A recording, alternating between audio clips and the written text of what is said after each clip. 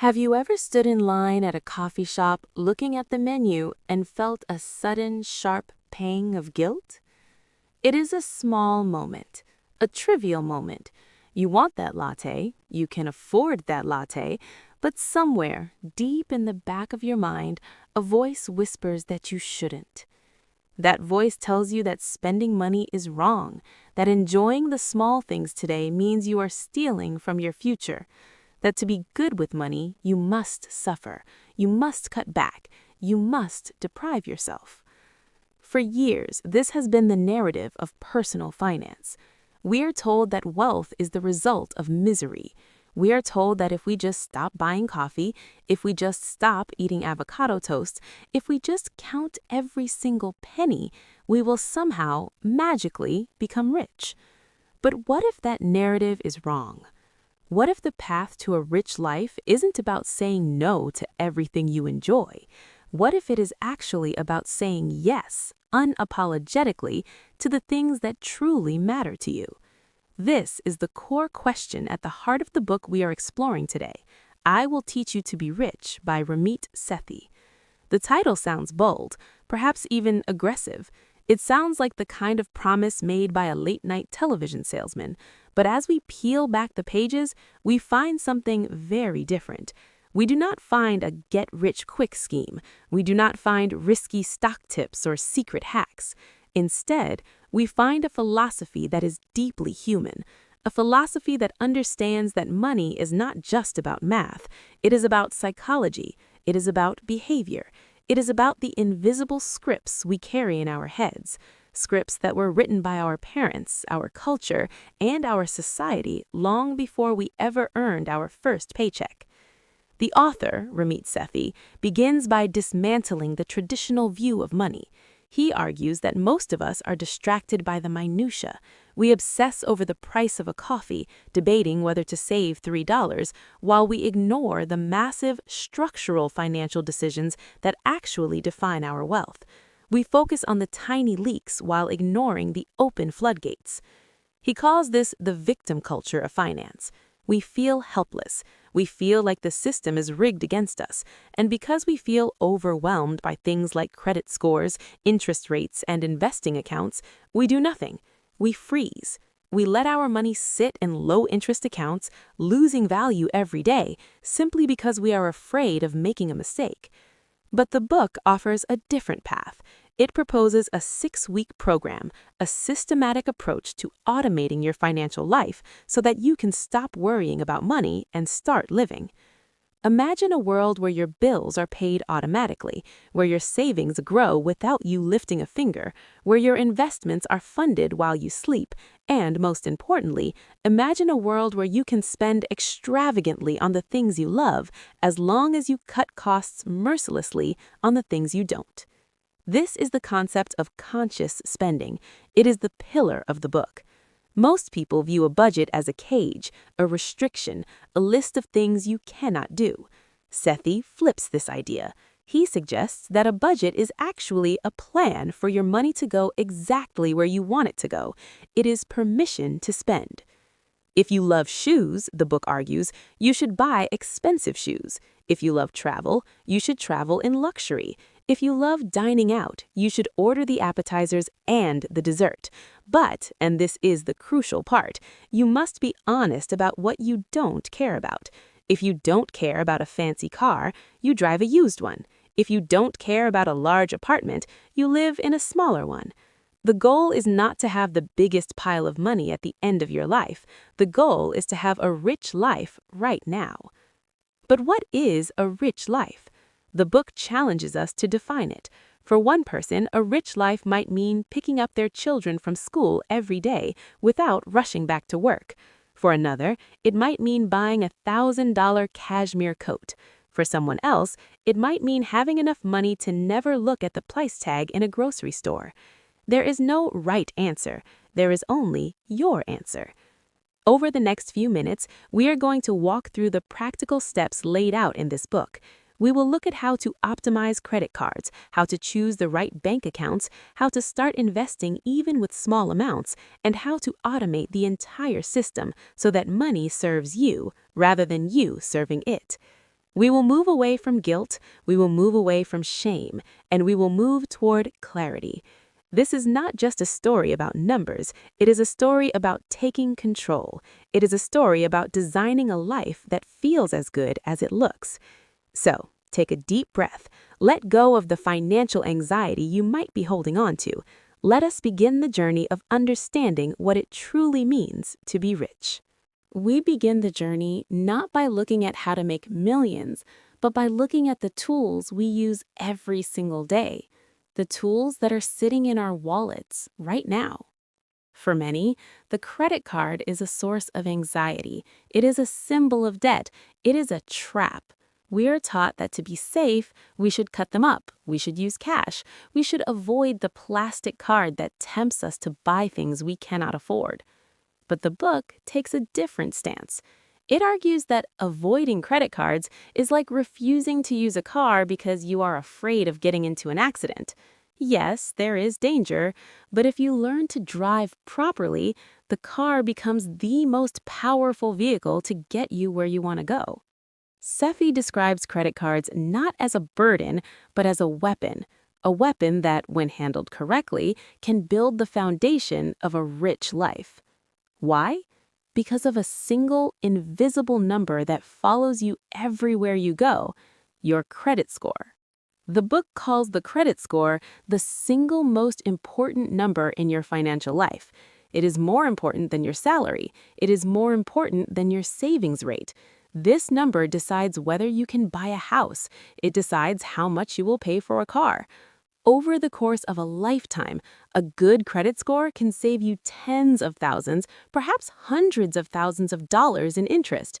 It is free money waiting for you in the future, provided you build the reputation for it today. So, how does one optimize this tool? The book suggests a simple, rigid system. You must get the best card, one that offers rewards, cash back, travel points, or perks that align with your life. But the golden rule, the rule that cannot be broken, is automation. You must set up automatic payments. The goal is to pay off the full balance every single month. By doing this, the credit card company effectively lends you money for free for 30 days, gives you rewards for spending it, and protects your purchases, all while building that crucial credit score. What if mistakes happen? What if you miss a payment? What if you are hit with a late fee? This is where most of us feel defeated. We accept the penalty. We feel we deserve the punishment for our forgetfulness. Here, the book introduces a concept that feels almost revolutionary to the average person: negotiation. It reminds us that banks are businesses. They want to keep us as customers.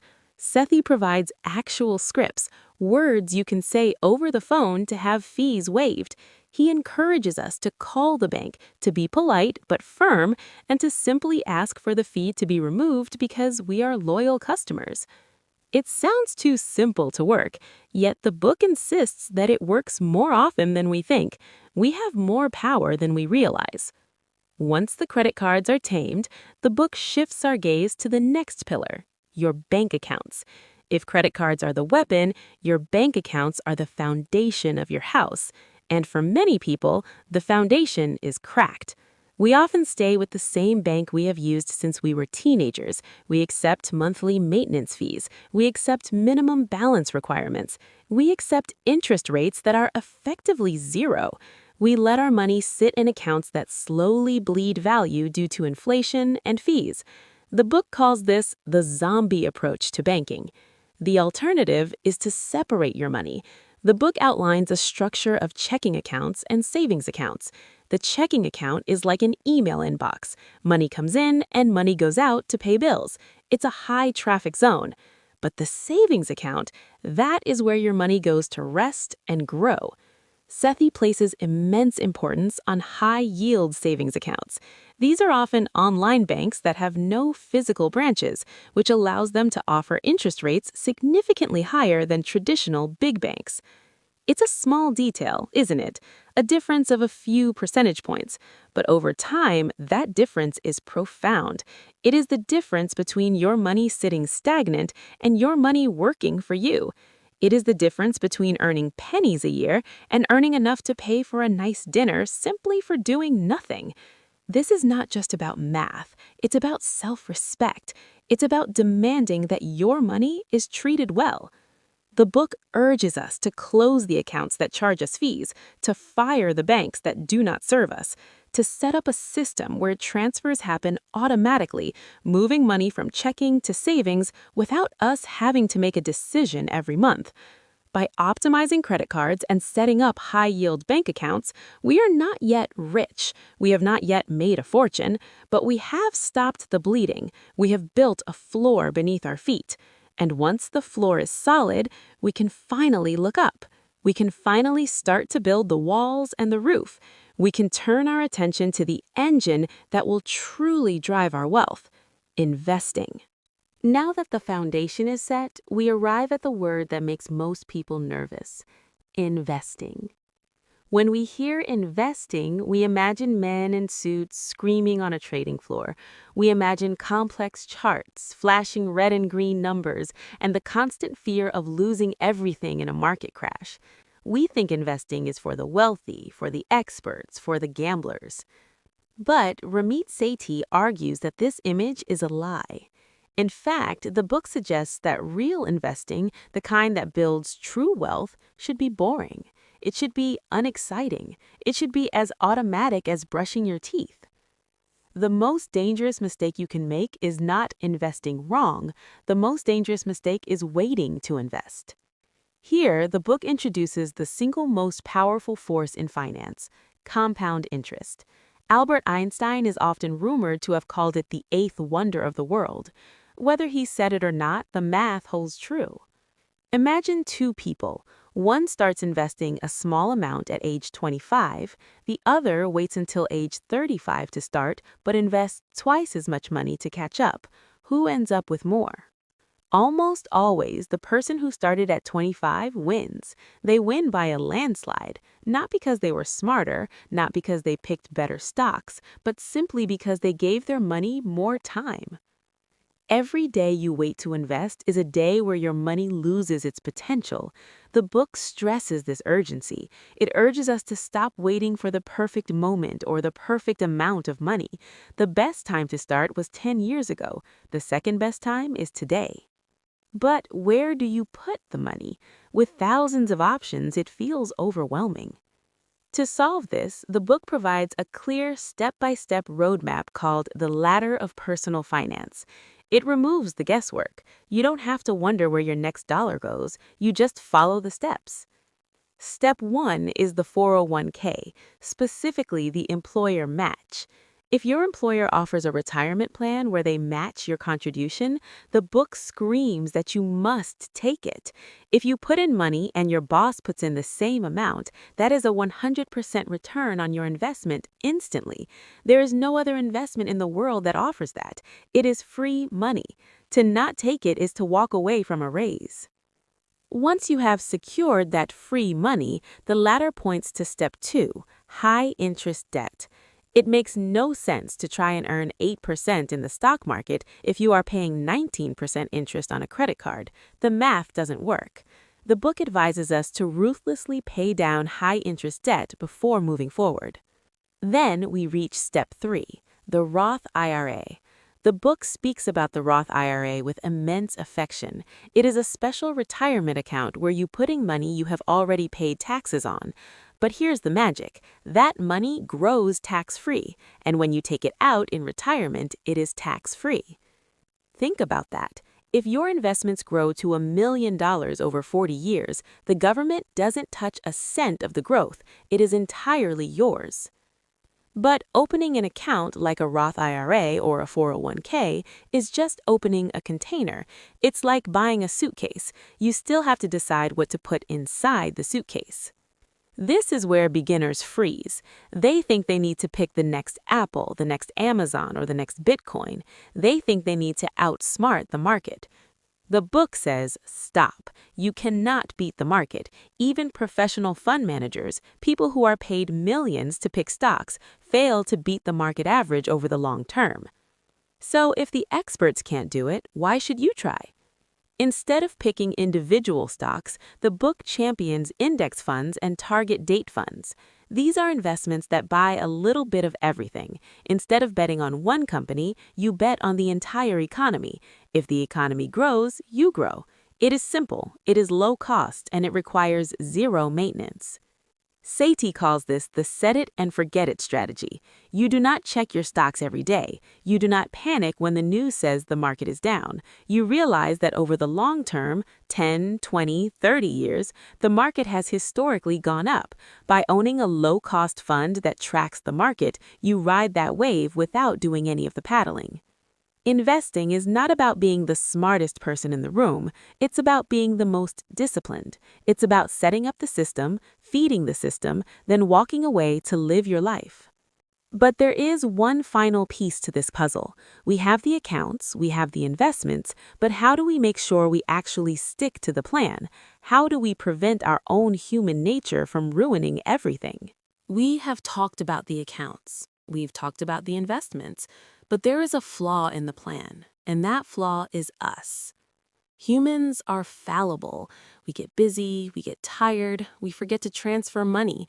We see a sale and spend the money we meant to save. If your financial plan relies on you making the right decision every single month, you will eventually fail. Willpower is a limited resource. It runs out. Ramit Sethi understands this, and so the book introduces a system that ties everything together, the system that makes the rich life possible. Automation. Imagine a system where you do not pay your bills. The system pays them for you. Imagine a system where you do not save money. The system saves it for you. Imagine a system where you do not invest. The system invests for you. The book describes creating an automated money flow. It works like a cascade of water. Your paycheck hits your checking account. That is the trigger. Immediately, automatically, the system wakes up. A portion flows to your savings account. Another portion flows to your investment account. Another portion flows to pay your fixed costs, your rent, your utilities, your subscriptions. You do not touch it. You do not see it. It just happens. And then something magical occurs. What is left over in your account is yours, truly yours. This brings us back to the concept we touched on at the beginning, conscious spending. But now we can look at it with new eyes. Most people live in a state of constant financial anxiety because they don't know if they can afford the things they buy. When they buy a shirt, they worry about the rent. When they go out for dinner, they worry about retirement. But if you have automated your system, the worrying stops. If your rent is already paid, if your savings are already secured, and if your investments are already funded, then every single dollar left in your account is guilt-free spending money. Reflective silence. The book invites you to imagine the feeling of walking into a store, seeing something you love, buying it, and feeling absolutely zero guilt. Not because you are reckless, but because you have already paid yourself first. You have earned the right to spend. This leads us to a crucial distinction the book makes, the difference between being cheap and being frugal. We often think these words mean the same thing. They do not. A cheap person tries to get the lowest price on everything. They buy bad shoes that hurt their feet to save $20. They annoy their friends by refusing to tip. They are driven by the fear of spending money. They are miserable, and they make the people around them miserable. A conscious spender or frugal person is different. A conscious spender prioritizes. They might buy the cheapest paper towels because they don't care about paper towels, but they might also buy a $2,000 laptop because they value technology. They spend extravagantly on what they love and cut costs mercilessly on what they don't. The book shares a story of a friend who spends $5,000 a year on going out to bars and clubs. To many, that sounds wasteful, but this same friend lives in a tiny, inexpensive apartment and drives an old car. He cut costs on the things he didn't care about, housing and transport, so he could spend heavily on what he loved, socializing. That is not waste. That is strategy. Society tells us we need to have it all. We need the big house, the new car, the designer clothes, and the expensive vacations. The book tells us that is a lie. You cannot have it all. but you can have the things that truly make you happy if you are willing to sacrifice the things that don't. Reflective silence. This is about identity. It is about knowing who you are. Are you a foodie? Then spend on food, but cut back on clothes. Are you a traveler? Then travel, but live in a cheaper neighborhood. When you automate your money and when you define your conscious spending, you stop fighting with yourself. You stop trying to be perfect in every area of your life. You focus your resources like a laser beam on the things that bring you joy. But even with a perfect system, there are obstacles. There are big purchases. There are weddings, there are cars, there are houses. How does this system handle the massive, life-altering expenses that scare us the most? We have optimized our credit cards. We have automated our savings. We have started investing. We have learned to spend guilt-free on our morning coffee. But Ramit Sethi warns us, do not win the small battles only to lose the war. There is a concept in the book called the big wins. It suggests that most people spend their lives trying to save $10 here, $5 there. They clip coupons. They refuse to buy appetizers.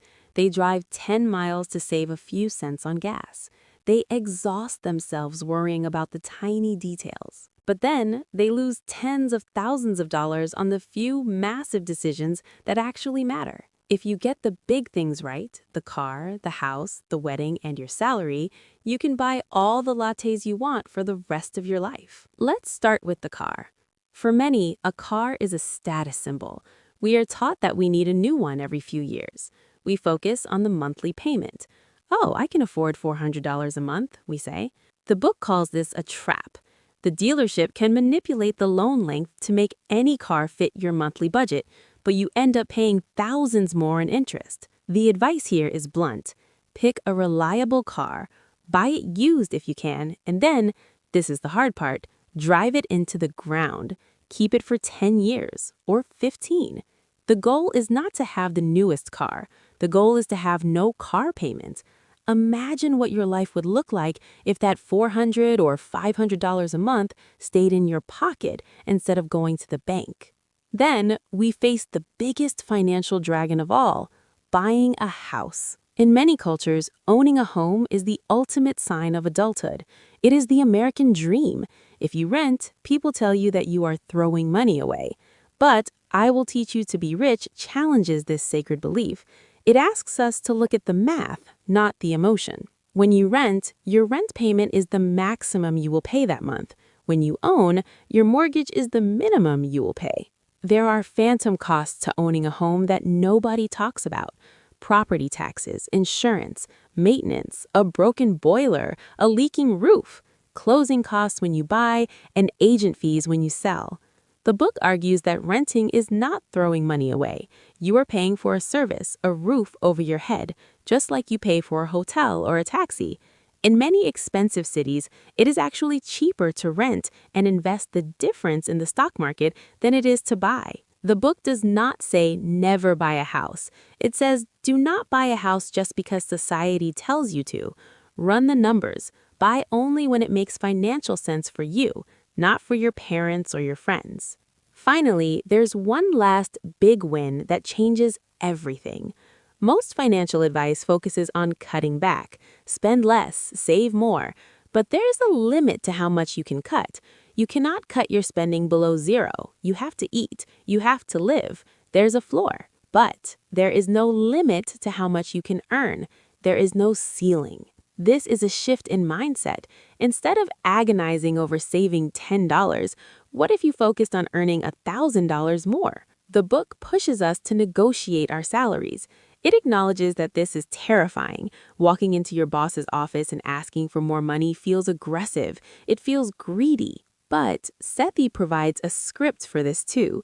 He teaches us that a salary negotiation is not about what you need. Your boss does not care if your rent went up. Your boss cares about value.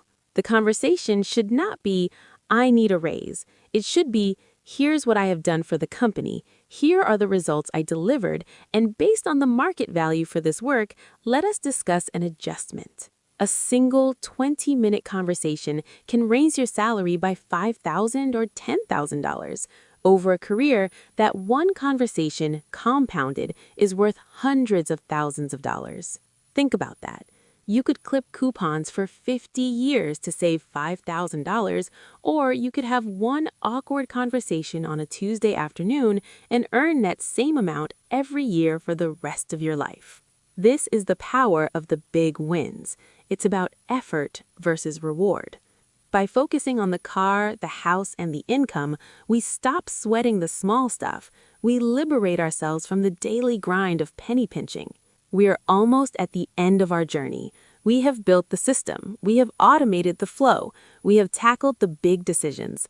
But now we must ask the final question, the question that brings it all together. What is it all for? Why do we do this? We have arrived at the end of our journey through Ramit Sethi's I Will Teach You to Be Rich. We've discussed the tactics. We have talked about the math of credit cards, the logic of bank accounts, the power of investing, and the strategy of big purchases. But if you close this video and remember only the numbers, you have missed the point of the book. The numbers are just the vehicle. They are not the destination. Throughout the book, there is a recurring theme that is far more important than any interest rate or investment return. It is the idea that money is a tool for design. You are the architect, and for the first time, perhaps in your entire life, you have the permission to draw the blueprints exactly the way you want them. This brings us to the final and perhaps most liberating concept in the book, the 85% solution. Most of us are paralyzed by perfection. We want to find the perfect investment. We want to have the perfect budget. We want to make the perfect decision about which credit card to use. And because we are terrified of getting it wrong, we do nothing. We wait. We wait for more information. We wait for the market to change. We wait for a sign. The book tells us that this waiting is a tragedy. It argues that getting started and getting it 85% right is infinitely better than waiting until you can get it 100% right. If you start investing today with an okay fund, you will be far richer than the person who waits 5 years to find the perfect fund. If you automate your savings today, even if it's not the maximum amount, you are miles ahead of the person who is still making a spreadsheet. Action beats perfection every single time. The book asks us to stop worrying about the minutia. Stop worrying if you are saving $50 less than you should. Stop worrying if you bought a latte. Stop letting the guilt of small decisions weigh you down. Instead, focus on the rich life. What does your rich life look like? For Ramit Sethi, a rich life might mean buying expensive clothes and staying in luxury hotels, but not owning a car. For you, it might mean working 3 days a week so you can paint. For someone else, it might mean being able to buy a round of drinks for all their friends without looking at the bill. There is no judgment here. There is only choice.